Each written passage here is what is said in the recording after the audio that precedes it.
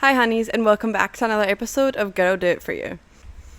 So, March is Endometriosis Awareness Month, and I just feel like there are so many things as a woman that nobody teaches you when you're in school, when you're growing up, when you are a woman or a girl or a lady or whatever you want to call yourself. Like, we're so misinformed on a lot of information that would really benefit us, and no one really has answers, nobody really knows the answers, and it is a lot and it is confusing. So let's get into it.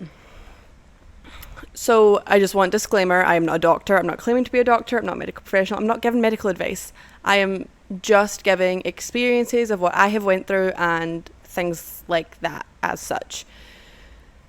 So I have endometriosis, and I really feel like endometriosis, periods, everything that comes with being a woman is very much not talked about. It seems to be taboo. It seems to be that people just don't want to talk about it that much, and I feel like that's so fucked up and wrong, because let's normalize the fact that women have bodies, that we go through a period every single month, and let's talk about it. It's not taboo. There's nothing wrong with it. It is part of fucking life, and if you think it's taboo, you're immature, grow up, and you're probably a guy. Anyways, with that being said, I am 24, I'm about to be 25, and I have endometriosis, and it took a while for me to get diagnosed. And to be honest with you, I am not even medically diagnosed, and I say that with quotations because I have never had the surgery to prove that I have it, because my mum has endometriosis and she has warned me of the surgery because it just creates more scar tissue. If you don't know what endometriosis is, it is a disease where your lining, similar to the lining in your uterus, grows on the outside of it instead of on the inside.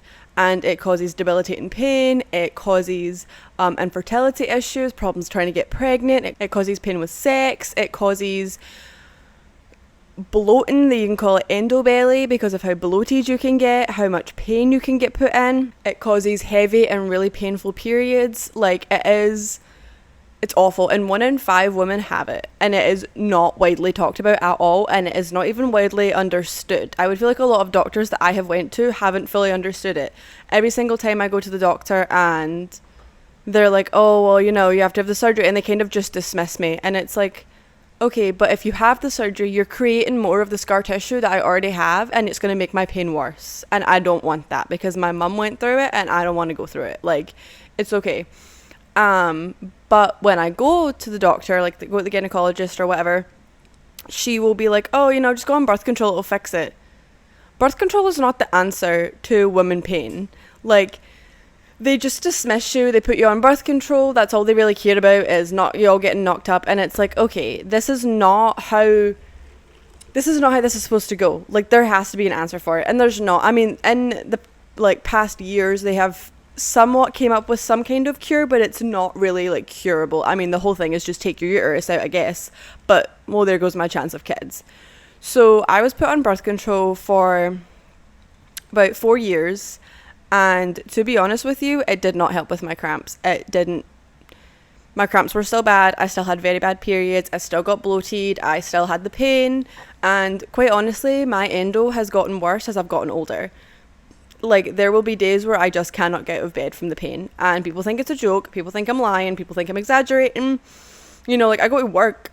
I work at a desk job, and I have to sit with a heating pad on and be taking medicine every 2 hours. Like, that is not normal.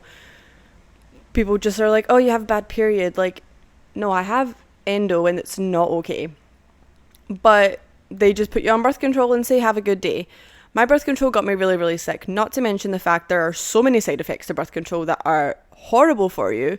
I took the pill, and it was supposed to be the best one for endo because it had higher estrogen levels to help balance out my hormones. And it didn't do that. It made me sick. It made me nauseous. I gained weight. I lost weight. My acne was worse than ever. Like, it didn't do what it was supposed to do. So I came off of it. And I couldn't figure out, how to handle my periods, how to handle the endo. But I don't know if you guys have ever heard of this, but I have recently found cycle syncing with food, and people do it with exercise. And it took me, it's like a full-time job. But they don't teach you this kind of stuff in school. They don't teach you this. No one, it is not widely known, and I had to do so much research to figure out what cycle syncing was. And actually, the one that I found, someone was using it for PCOS, which is a little similar to endometriosis. And she was using cycle syncing, so I looked into it for what I would need for endometriosis. But cycle syncing is basically a full-time job. Like, you have to track every single part of your menstrual cycle. Like, you have to part your menstrual, your follicular, your ovulation, and your luteal. Is that how you say that? Phase? Like, there's 4 phases of your cycle. I didn't know that. I literally had no idea there was 4 phases to your cycle. And for every phase, you have to eat according to your phase and what your body needs and what hormones. You can get it all through food very easily, but you're at the grocery store every single day. You are constantly checking your ovulation, constantly checking where you are on your cycle, and it's not one size fits all. It's very all over the place. And, you can have a general, like, your menstrual cycle is 1 to 7 days. There are people that only have it for 4 days. There are people that have it for 14 days. Like, it depends. And then, like, you go into your follicular, I think that's how you say that, phase, and that's about 7 days. But again, depending on the person, then your ovulation phase, some people don't ovulate. Like, if you have PCOS, you usually don't ovulate. So some people ovulate too much. And it's really hard. I had to buy ovulation test kit, and when they showed up, someone literally asked me, I was like, were you trying to get pregnant? And I'm like, no, I'm trying to figure out what the hell my body needs and why I feel like shit all the time. So I take ovulation strips all the time. Like, I have to write stuff down, and then you have your luteal phase, which is then until after ovulation, until you start your period again, your menstrual cycle. And then you repeat next month. And, like, I have tried to keep a diary of it, and it is so difficult. I have been doing it for about 6 months, and I still don't have it down full pat. Like, it's like a full-time job. And then when you go to eat out or you go on holiday or you do anything, you, like, have to kind of stay on track, and it's hard. And so I was doing it religiously for about 3 months, and I would say my mood did improve. I was way more energized. I had way more energy. I wanted to do more things. There was also a lot going on in my life. It was right before the wedding. And my periods were still pretty painful, but they were a little bit more manageable. And when I wasn't on my period, I wasn't getting as many cramps as I usually did. I still had the endobelly flare-ups because I think it's like, if you eat certain things, you just get bloated a lot. And I think that was just what was happening with me. I'm not even 100% sure because, again, I am not a doctor and this is just me trial and error with myself. But then I haven't done it for 2 months because it was the wedding and then it was New Year's and just stuff has been happening. And I'm trying to get back on track with it this month. But I will tell you, the past 2 to 3 months of periods have been the worst of my life. Like, the cycle syncing really did work.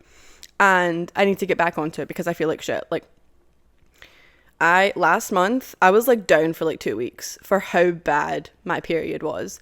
From just not, like, taking care of my body and not resting and not doing what I should have been doing and drinking so much alcohol and caffeine and all the things that are bad for you. But then it's like, how are you supposed to live a life when you're living around your menstrual cycle? Like, that's not a good quality of life. And it's really frustrating because they make it out that being a woman's amazing and it's so much fun and blah, blah, blah, blah. And, like, we get to grow babies. And then they also say a cure to endometriosis is get pregnant because then you don't have your periods. And I'm like, oh, yeah, that's a great alternative to tell an 18-year-old when she's diagnosed. Like, and it's just the fact a lot of doctors don't take you seriously with the pain. They just push it off as a heavy period or bad period or you're hormonal or you're bitchy or so many other things. And it's like, could be an actual problem here and you're just pushing it off. And I just think that's a little ridiculous. Something that also infuriates me is I don't really, like, broadcast that I have this. I mean, now obviously I am, but to people I don't really know, it's not a topic of conversation. And I really get infuriated when I talk to people about the fact that I don't want a kid right now and that I want to wait until I'm a little bit older, and they're like, oh, well, your clock's ticking, time's gonna be up soon. Like, I'm sorry, excuse the fuck out of me. Who says that to a person? And, okay, so then you go have a baby if you want a baby because your clock's ticking and that's what you're worried about. I'm okay. Or when they're like, oh, your eggs are going to run out, and if they've struggled with pregnancy, they just, like, project all of their problems onto you. And they're like, oh, well, like, you need to be smart about it. If only I knew what I know now at this age when I was 24. And I'm like, you have no idea what like people go through on a daily basis. So don't be talking to people like you do. Like you have no idea that what I'm doing in my personal life for if and when I want to get pregnant. Like you don't know what actions I'm taking, if I'm not taking any actions, like, and it's also none of your business. Like you're just giving your unsolicited opinion to people who don't want it. Like, are you just trying to give advice because you had a hard time? Like, okay, but like it's not everyone's case, so keep your opinion to yourself. And I get really frustrated because I think it's because I'm well aware of what I have, and I'm well aware of how difficult it could be and just all of the problems. And I just don't like when people are like, oh, well, if I knew what I knew, because they don't know that I have endometriosis. So they're like projecting and they're like, oh, well, you should go do this. We should go do it. Like, it's not that easy. First of all, stuff is expensive to go. People were telling me it's like get my eggs frozen. And I'm like, do you know how expensive it is to have an egg retrieval done? I don't have money like that. It is thousands of dollars to go and have an egg retrieval done. And then let's not forget, you have to pay for them to store them in the freezer. It's like a monthly rent for your eggs. And I'm like, I have done the research, okay? I have done what I have to do. I know how to be proactive about this, and I am doing my best. But it's the way that they don't teach this to kiddos in school. They don't teach this at all. There's not classes. There's maybe a handful of books that you can read, and there's some research and you can do online, but nobody prepares you for this when you're young. And I'm not saying teach it to us in freaking sex ed when we're 10 and that's when they teach it, which that's insane on its own.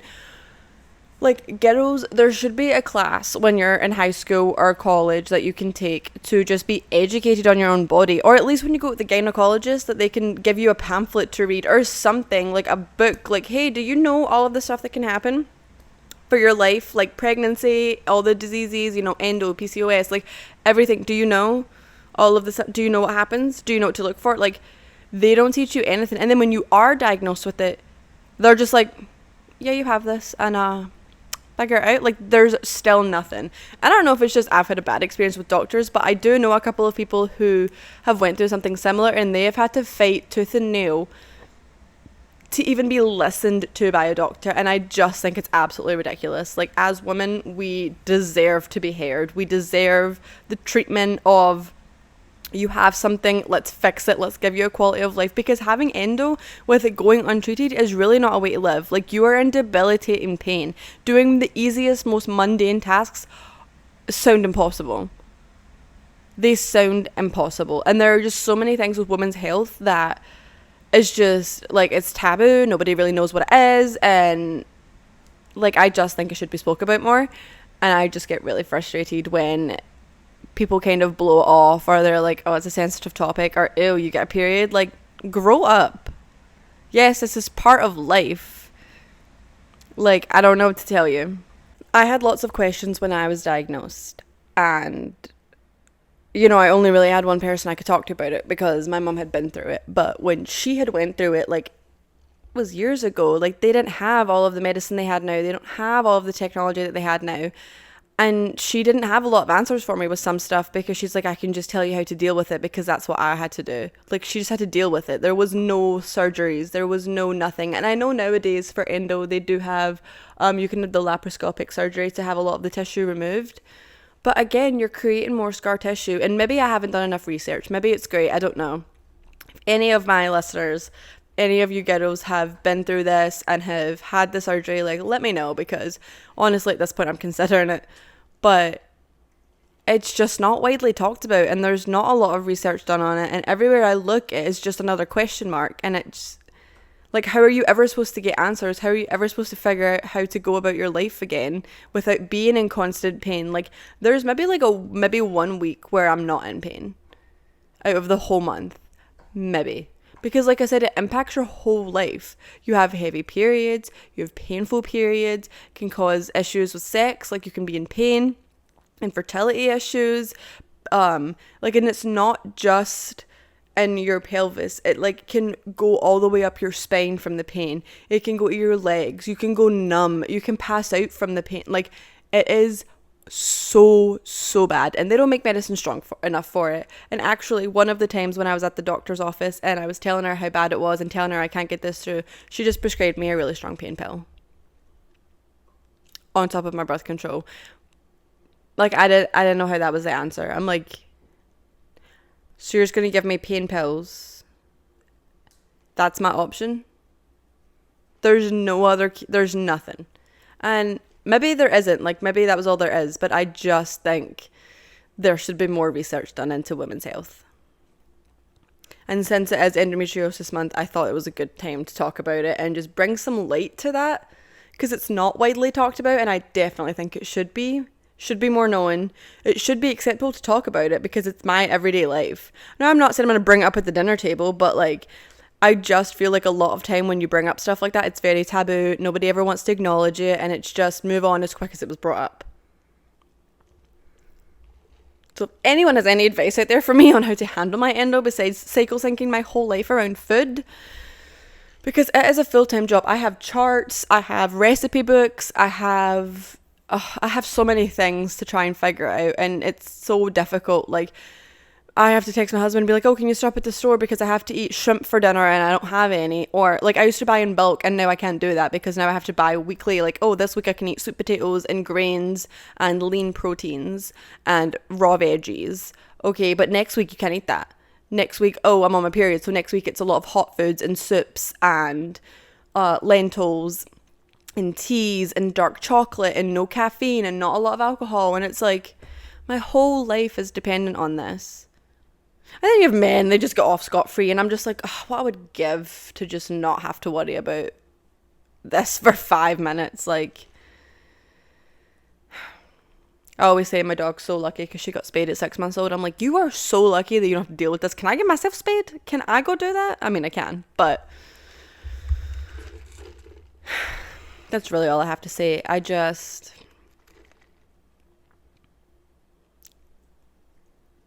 Everyone overlooks it and everyone thinks you're being dramatic, and you're not. And if people think you're being dramatic, then they don't get it and they don't understand it. But I promise you're not being dramatic. You're in pain and you're trying to figure out how to handle your pain. So if you're being bitchy because you're in pain, people can just fucking deal with it because they have no idea what that feels like. And I'm sorry if you have endometriosis because it fucking sucks. It truly does. But that's all I have for this week's episode. I love you, honeys, and I will see you next Friday. Bye, honeys.